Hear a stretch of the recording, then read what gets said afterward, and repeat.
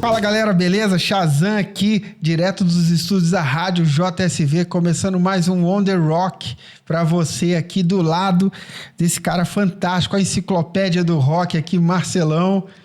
E aí galera, beleza? Hoje a gente tem um tema aqui sensacional, muito abrangente como sempre. A gente acha que até com esse negócio do tempo é complicado. Bem complicado. Escolhe cara. o tema, só que o tema é maior que o tempo disponível. A gente fica aqui tentando fazer um quebra-cabeça de anotações, o que falar, o que lembrar. Hoje o tema é Homem-Banda. Eu ia falar Homem-Bomba. Mas é Homem-Banda. Não, mas o interessante desse tema é que é justamente para instigar a discussão mesmo, né? É tipo jogar a discussão, tá? E o pessoal continuar. Então, vamos começar a falar de uma banda chamada Rainbow. Cara, eu gosto da banda e gosto, inclusive, do cara que a gente vai falar. Que é o Hit Blackmore, né? O Rainbow começou como Hit Blackmore's Rainbow, depois virou só Rainbow. Começou quando, em 75, 76, quando o Hit Blackmore saiu do Deep Purple. Deep Purple, não precisa nem falar o que é o Deep Purple, que é um monstro do rock, né? Uma das precursoras até do heavy metal.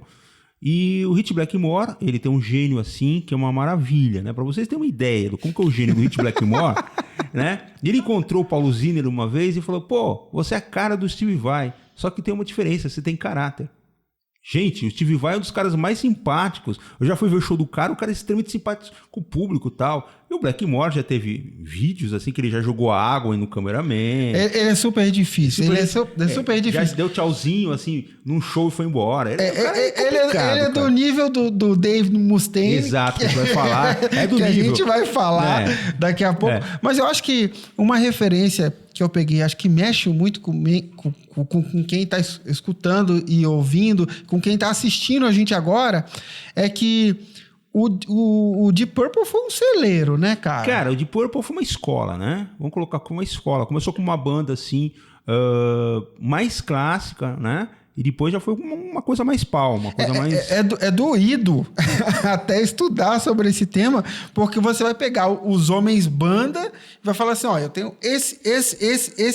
O Deep Purple não é. Deep Purple não é, mas engraçado é que para você chegar nesse tema, você tem que estudar o Deep Purple. Você tem que estudar o Deep Purple. Então vou falar rapidinho. Primeira formação, Rod Evans, Nick Simper, Blackmore, Ian Pace e John Lord. Primeira formação, não fez muito sucesso, gravou Shades of Deep Purple. E depois a segunda formação já foi com Ian Gillan, Roger Glover, Blackmore, Lord e Pace. Beleza? Terceira formação já foi com quem? Foi com o Dave Coverdale, que já é outro homem-banda, White Snake, né? Glenn Hughes, Lord, Pace e Blackmore. Daí sai o Hit Blackmore e entrou o Tommy Bolin, né? O Tommy Bolin depois veio a falecer. O cara era viciado em heroína e tal. O cara veio falecer precocemente. Era um super guitarrista. Inclusive eu li uma revista sobre o Deep Purple que o cara falou assim, substituíram o Blackmore, que heresia. Cara, né? mas é difícil mesmo. Eu acho que dentro do rock, desculpa a galera ficar ofendida que eu vou falar, mas um dos riffs mais fodas do rock vem do Blackmore, cara. Ou seja, tem todos. Outro é um hino, cara. Tem todos. Tem Highway Star. Depois se você vai pegar Burn, que para mim é um dos melhores discos que eu já ouvi na minha vida, o Burn, é um negócio assim absurdo. Se você pegar o Made in Japan, um disco excepcional ao vivo, se você pegar Made in Europe, um disco lindo, Live in London, Deep Purple é uma escola. É a banda que eu mais vi shows na minha vida, foi Deep Purple. Detalhe, Deep Purple, White Snake, Rainbow... Não, esse tema você escolheu porque você já estava afim de falar o que você gosta. Tanto que eu vou ser sincero, a gente vai criticar, eu estou fazendo um erro, mas eu não consegui comprar o disco do Deep Purple ainda, porque eu falo, todo mundo fala... E a gente estava conversando sobre isso antes de começar. Num disco, dizem que é maravilhoso, mas, eu vejo, Steve Morse, super guitarrista, mas não é o Blackmore, cara, não é o Blackmore, é difícil, cara, né? Só que o Hit Blackmore, o gênio que ele é, ele fez o Rainbow, que ele pegou a formação do Elf. O Elf, nada mais... É verdade. É a banda do Ronald Padavona. Alguém sabe quem é Ronald Padavona? Ronnie James Dio. Pronto, outro gênio, outro deus do rock. Né? Ele pegou a formação do Elf, que era a banda do Dio, Logicamente que graças ao bom gênio do Blackmore, o pessoal saiu, só ficou o Dio. Aí, quem ele coloca no Rainbow? Cozy Powell. Olha só, o cara colocou Cozy Powell. Depois, Don Airey, Jimmy Bain. Mas ele fez É difícil também fazer essa formação da galera aturar ele, né? Aturar ele. Porque... E ele fez um disco maravilhoso chamado Rising, que tem uma música chamada Stargazer, que é fora de série. Inclusive o Adrian Barilari, vocalista do Rata Blanca, acho que é do Rata Blanca da Argentina, ele fez essa música, né? Stargazer, cantada em espanhol. Meu, é muito bom. É excelente. Esse disco, assim, o Rainbow Rising, assim, é uma obra-prima. Também, Blackmore, Cozy Powell e Dio, não podia ser outra coisa, né? O Rainbow teve várias formações. Entre eles, Roger Glover, que é um grande produtor, né? Ele ficou um bom tempo no Rainbow, e tem muito fã que adora o Blackmore que fala mal do Roger Glover. Fala que o Roger Glover deu uma punhalada no Blackmore, porque o Blackmore pegou ele quando ele estava mal. Não sei se ele estava mal, porque o cara sempre foi um cara bem sucedido, né? E pelo fato dele estar no Deep Purple, né? O pessoal acha que ele traiu o Blackmore e tal. Mas vamos colocar aqui o Rainbow, teve 2, né? Teve um cara que veio no Brasil também, que veio com o Deep Purple, que é o Joe Lynn Turner, que pra mim é um vocalista bom. Não é tudo isso, né? Mas vamos colocar aqui. O Rainbow teve várias formações, inclusive até as últimas formações foi o Yes Johansson, que tocou com o Malmsteen e tal, nos teclados e tal. Né? Então acho que a gente já fala um pouquinho, como tem muita coisa para falar, vamos falar um pouco do Whitesnake agora, né? O Rainbow realmente tem assunto por causa do Blackmore ser excepcional. Excepcional. Mas o Whitesnake, que também tem o dissidente do Deep Purple... Exatamente. Tinha o Dave Coverdale, que pra mim, sinceramente, adoro o Ian Gillan. Já fui no show solo do Ian Gillan quando ele veio aqui no Brasil, mas pra mim o melhor é o Dave Coverdale. O Dave Coverdale fez o Whitesnake, assim quando ele acabou o Deep Purple, ele fez o Whitesnake. Ele lançou 2 discos. Eu fui olhar aquela história de que ele não sabia, a banda não ia ter esse nome. Ele primeiro fez um CD com esse nome. Com esse nome, que ele teve North Winds, que era um CD solo, e Whitesnake. Depois ele resolveu colocar... Depois aí veio aquele Snake Bite, né? Snake Bite e tal. Né? Eu tava dando uma olhada nessa história, achei até interessante, porque confesso a vocês que não sou muito fã, gosto de algumas músicas do Whitesnake, mas não sou muito fã. Aí fui dar uma olhada, e a formação até da banda, que é também ligada ao Deep Purple, é uma coisa... que vamos dizer assim, que o Whitesnake sempre foi uma super banda. O Dave Coverdale sempre soube escolher grandes músicos para tocar com ele. Sim. Por exemplo, ele tocou com ele 2 ex-Purple. O Ian Pace tocou com ele, né? E tocou também com ele o John Lord. Né? Inclusive, eles têm um disco, Live esqueci o nome. Live of Heart of City, alguma coisa assim. Que no Brasil, inclusive, veio esse disco duplo. Né? Veio o disco duplo e tal. Mas é um disco maravilhoso, tem Guilt of Love e tal. Inclusive era um sexteto. Então, as músicas eu gosto, cara. Mas sabe de você nunca pegar a banda pra fazer uma coletânea pra você ouvir, estudar, mas, cara, a história da banda em si é muito foda, né? É muito foda, tem muitas formações. A gente pode destacar, né, uma formação que veio no Brasil. Né? O John Lord, ele tinha saído da banda. O John Lord nunca teve briga com o Dave Coverdale. Ele nunca teve briga. Ele só saiu do Whitesnake porque o Deep Purple se formou novamente. Voltou em 84 de Purple, daí ele saiu. Em 85, o Whitesnake veio no Brasil. Qual a formação? Dave Coverdale no vocal, John Sykes na guitarra. Vamos colocar o John Sykes, é um cara que tocou numa banda chamada Tigers of Pentang. Né? E o Tigers of Pentang é uma banda que surgiu junto com Iron Maiden, junto com Judas Priest, e faz parte da chamada New Wave of British Heavy Metal. Né? Só que, para mim, o Tigers of Pentang, ele foi uma banda superestimada. Né? É uma banda muito boa. E o John Sykes veio dessa banda. Tinha o Neil Murray no baixo também, que depois foi tocar outra banda que a gente vai falar do Homem Banda, que é o Black Sabbath. O Jim Murray também tocou. Inclusive, o visual que eles estavam tocando aqui no Rock in Rio era totalmente diferente, porque eles estavam tocando de tênis de cano alto, aquelas calças preta, cinto cheio de rebite, pareciam realmente os headbangers mesmo. Engraçado esse tema, né? Porque como as bandas se misturam. Um cara tocou numa banda, que tocou noutra banda, que gravou com o outro, que fez uma turnê com o outro. É impressionante. Pra você ter uma ideia, o Cozy Powell tocou no Rainbow, tocou no Whitesnake, e depois vai tocar com o Black Sabbath e também participou de um projeto chamado Emerson, Lake and Palmer, que era substituição ao Carl Palmer, né? Então é um cara assim que tocou com várias pessoas, né?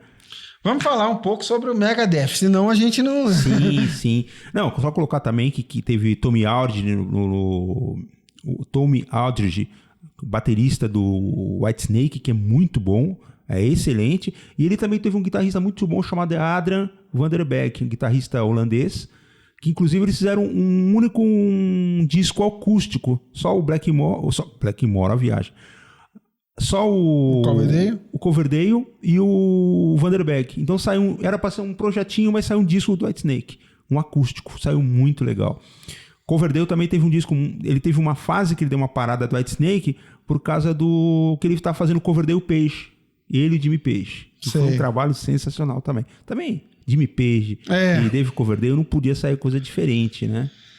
Bom, Megadeth, a gente já falou, acho que do Megadeth em outros programas, inclusive, eu já falei até em outro programa também. Sim.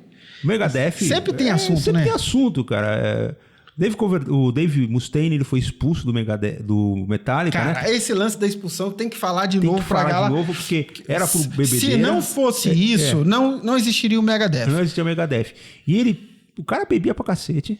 Bebia, roubava, traficava. Ele fazia era um cara tudo. problemático. Ele era um cara... Mas é um gênio. É um gênio, né?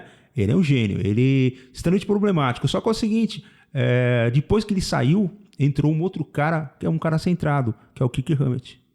Kirk Hammett é um cara extremamente centrado. E você tinha o paizão, que infelizmente faleceu, inclusive está saindo uma biografia dele, que é o Cliff Burton. Né? Tá saindo a biografia dele agora do Cliff Burton, que era o baixista do Metallica, que ele segurou Metallica.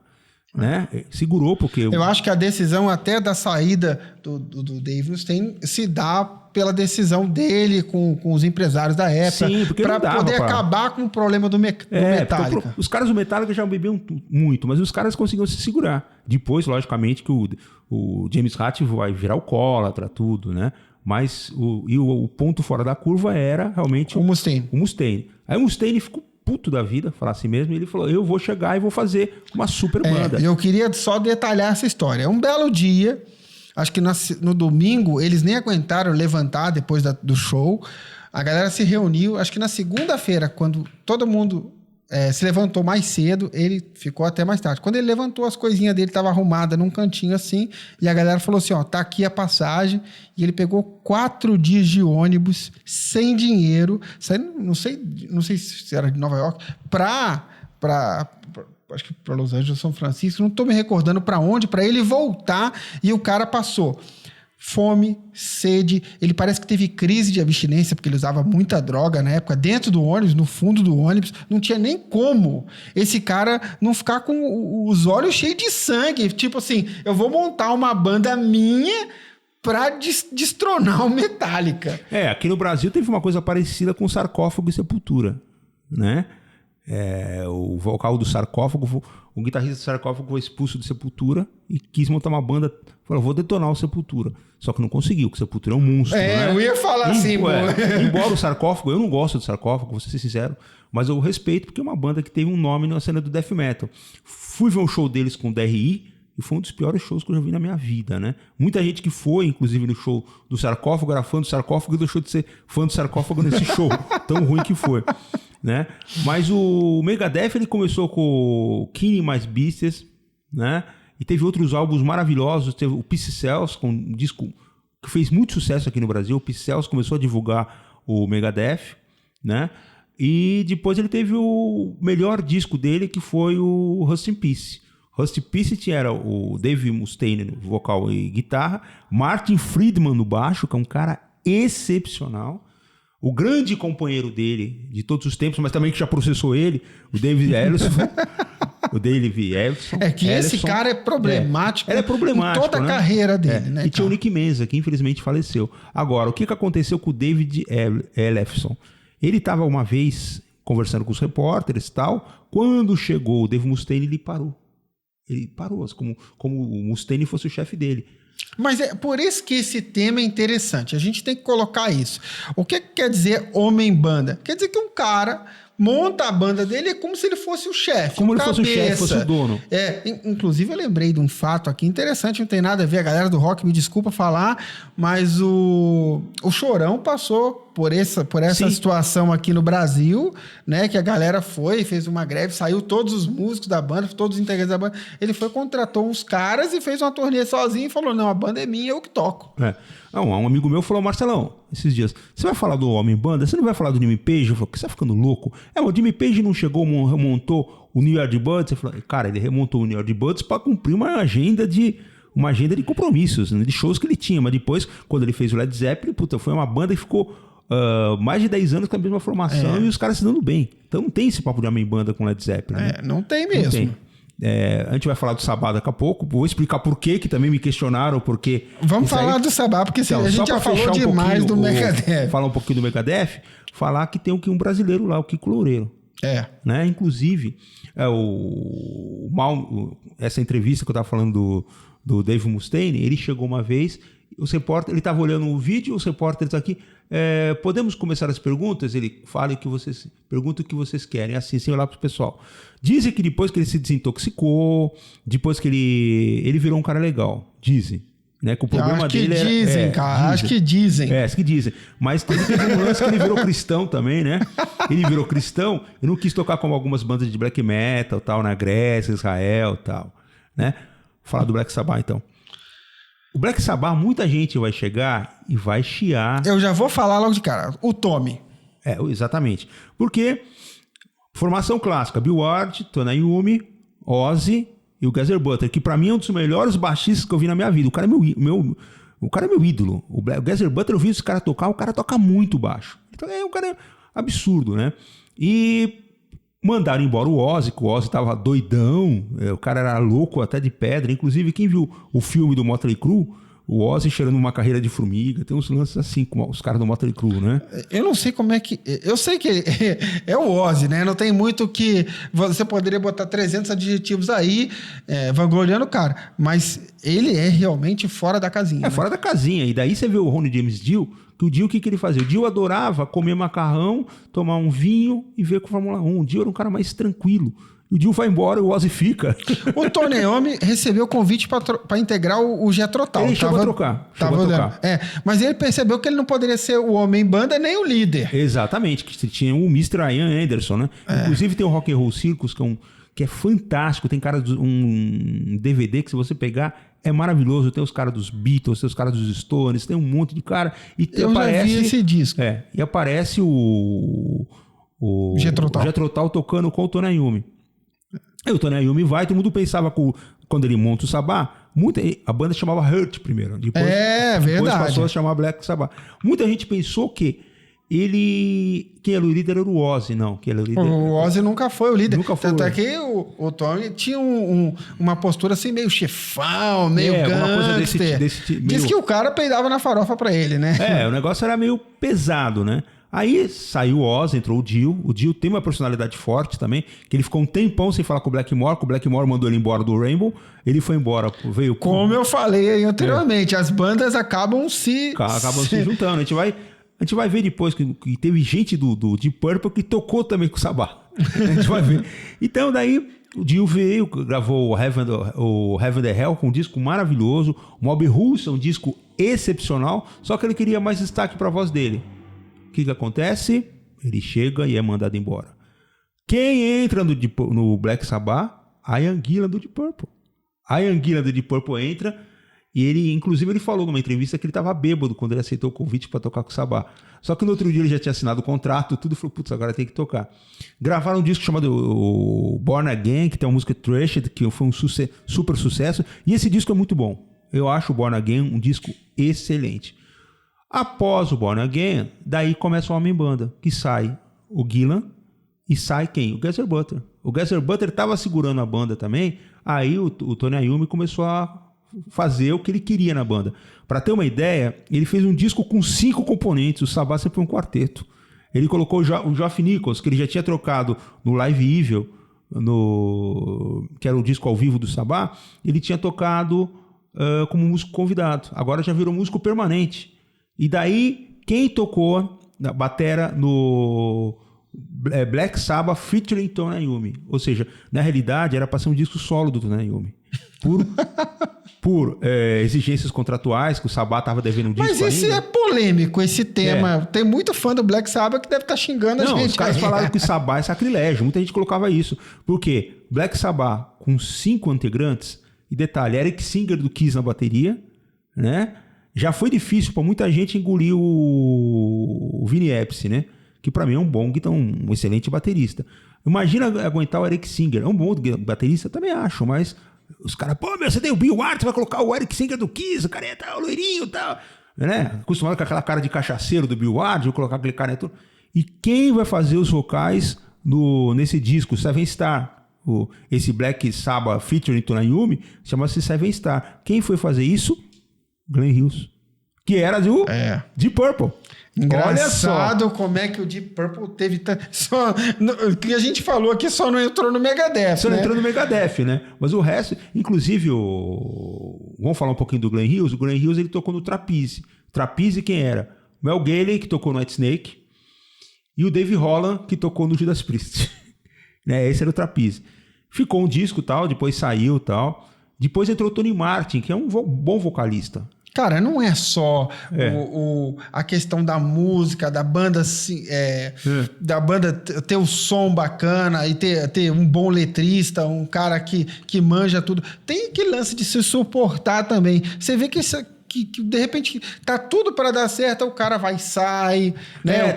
O cara briga, sai na porrada. O David Donato, eu lembro que eu era office boy nessa época, quando saiu o Gillan, entrou. E depois o Gillan foi fazer um projeto com o Tony Iommi, só os dois lá na frente também.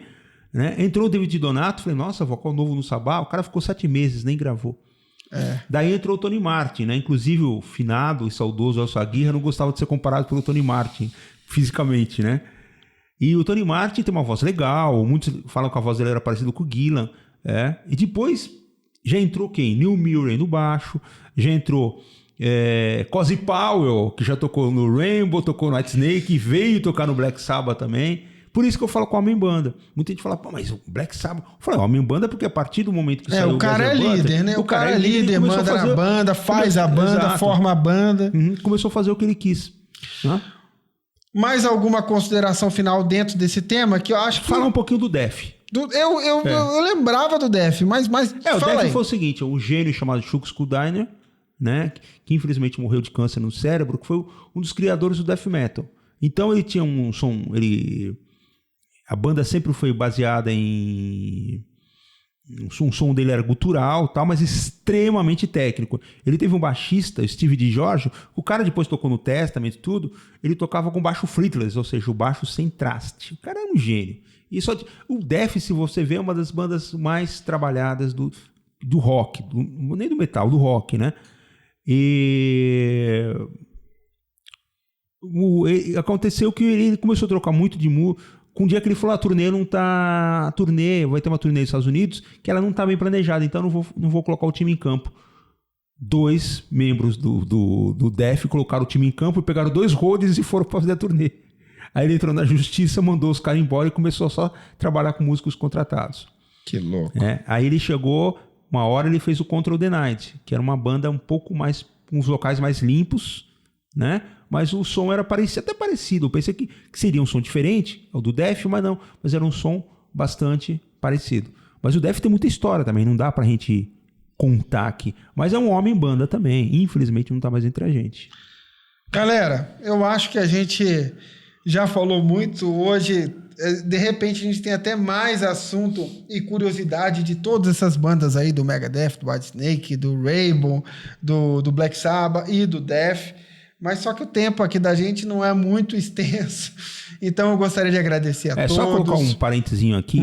Vai um grande abraço para o Rolando Castelo Júnior, né? que muita gente fala, por que você não falou do Júnior do Patrulha do Espaço aqui no Brasil? Que ele também é um homem-banda. Falou, cara, mas o Júnior é um dos caras mais gente boas que eu já vi. E tem uma coisa, o cara não é arrogante. O Patrulha do Espaço teve essas várias formações porque que teve. Não foi uma coisa assim que ele tratava mal os caras. O Júnior é um dos caras maior corações que eu já vi, maior coração que eu já vi no rock, cara. Bom, fica um abraço aí pra ele. Continuando, a galera que gosta do programa, que curte, compartilha, faz os comentários pra gente aí, entra nas mídias sociais da Rádio JSV, no Instagram, no site, para falar com a gente, comentar as bandas da região que quiserem vir aqui, expor seu trabalho, falar com a produção da rádio, que isso é muito importante e também ajuda a desenvolver o programa, tá bom? Cara, o programa é feito pra vocês, galera. É feito pra vocês, meu. O Charzan tá com a vida ganha, eu tô batalhando ainda. Que isso. Galera da região, galera que tá vendo, galera de fora do estado, aonde você estiver, muito obrigado pela sua audiência, obrigado por acompanhar a gente aí. Pessoal, brigadão, abração. Valeu.